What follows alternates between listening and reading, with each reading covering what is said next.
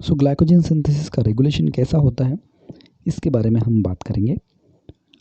तो सबसे पहले हम ग्लाइकोजन सिंथेसिस को कब स्टॉप किया जाता है इसके बारे में बात करते हैं। सो जब फाइट और फ्लाइट रिस्पांस है या फिर जब लो ब्लड ग्लूकोज होता है तो उस वक्त क्या होता है, फाइट और फ्लाइट रिस्पांस में जो बॉडी है वो एपिनेफ्रिन सीक्रेट करती है, और जो लो ब्लड ग्लूकोज वाली जो कंडीशन होती है उस वक्त पैनक्रिया जो है ये ग्लूकागॉन सीक्रेट करता है। और इस वजह से क्या होगा, ये दोनों कंडीशन में दो एंजाइम्स एक्टिवेट हो जाते हैं। जैसे पहला है केसिन काइनेस और जो दूसरा है वो है ग्लाइकोजन सिंथेस काइनेस 3।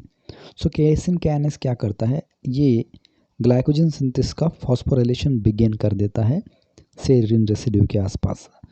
ओके, सो केसिन काइनेस क्या करता है, ग्लाइकोजन सिंथेस का जो कार्बोक्सी टर्मिनल है, इस कार्बोक्सी टर्मिनल के पास जो सेरीन रेसिड्यू होता है इसका फॉस्फोराइलेशन शुरू करता है।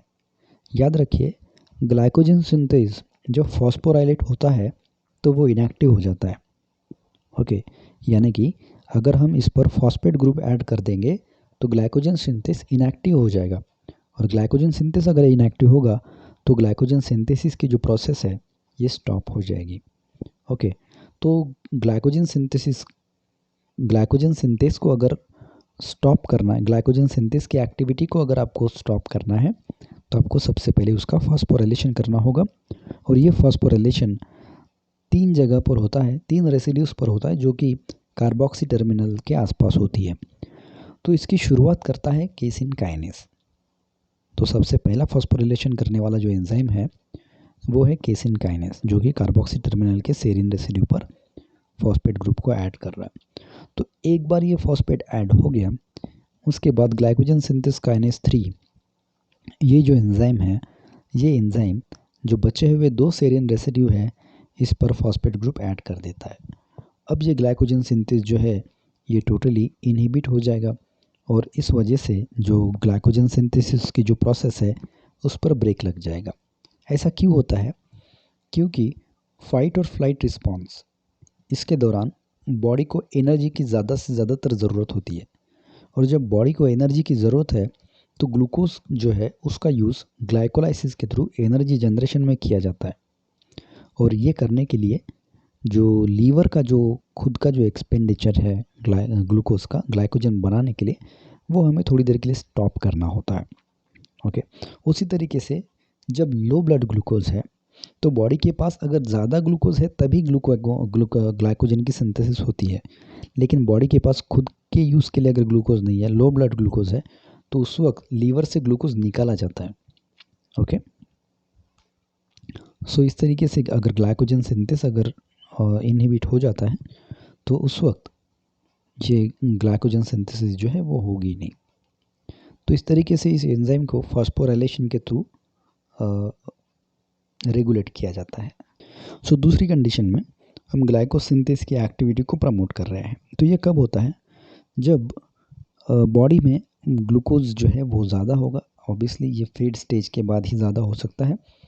सो उस वक्त क्या होगा, इंसुलिन सीक्रेट करती है तो उस वक्त जो पैनक्रिया है ये इंसुलिन सीक्रेट करता है, और ये जो इंसुलिन है ये सबसे पहले क्या करेगा, जो आपका ग्लाइकोजन सिंथेस काइनेस 3 जो एंजाइम था उसको सबसे पहले ये इनहिबिट कर देगा।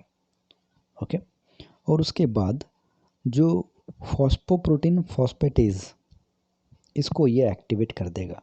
जैसे नाम इंडिकेट कर रहा है, ये फॉस्फेटेज है, मतलब इसका काम होता है किसी भी प्रोटीन से फॉस्फेट ग्रुप को निकालता है ये। तो याद रखिए, थोड़ी देर पहले मैंने आपको बताया था ग्लाइकोजन सिंथेस जो है ये फॉस्फोराइलेट होने की वजह से इनहिबिट हो चुका है। तो ये फॉस्फोप्रोटीन फॉस्फेटेज क्या करेगा, उस फॉस्फोराइलेशन को निकाल देगा ग्लाइकोजन सिंथेस से। ओके, तो जैसे यहाँ पर देखिए, ये जो ग्लाइकोजन सिंथेस है ये ग्लाइकोजन सिंथेस बी फॉर्म है इसका, मतलब ये इनएक्टिव है। तो ये जो फॉस्फोराइलेशन है, इस फॉस्फोराइलेशन की वजह से ये इनएक्टिव है। तो ये फॉस्फोप्रोटीन फॉस्फेटेज इन फॉस्फोराइलेशन को निकाल देगा और इस ग्लाइकोजन सिंथेस को ग्लाइकोजन सिंथेस ए फॉर्म में कन्वर्ट कर देगा। याद रखिए, ग्लाइकोजन सिंथेस का जो ए फॉर्म है ये एक्टिव फॉर्म होता है, और जो बी फॉर्म है ये इनएक्टिव फॉर्म होता है। तो इस तरीके से ग्लाइकोजन सिंथेसिस की जो एक्टिविटी है ये रेगुलेट की जाती है। तो मेटाबॉलिक कंडीशन किस तरह की है उसके बेसिस पर ये ग्लाइकोजन सिंथेसिस की जो एक्टिविटी होती है ये रेगुलेट की जाती है। सो जब ब्लड ग्लूकोज हाई है तो उस वक्त सिंथेस को एक्टिवेट किया जाता है डीफॉस्फोराइलेशन के थ्रू, और जब ब्लड ग्लूकोज लो है तो उसे इनएक्टिव किया जाता है फॉस्फोराइलेशन के थ्रू। तो आई होप आपको इतना समझ में आ गया होगा। तो इस वीडियो में हम यहीं पर रुकते हैं। अगले वीडियो में हम देखेंगे किस तरीके से ग्लाइकोजन का ब्रेकडाउन किया जाता है। Thank you.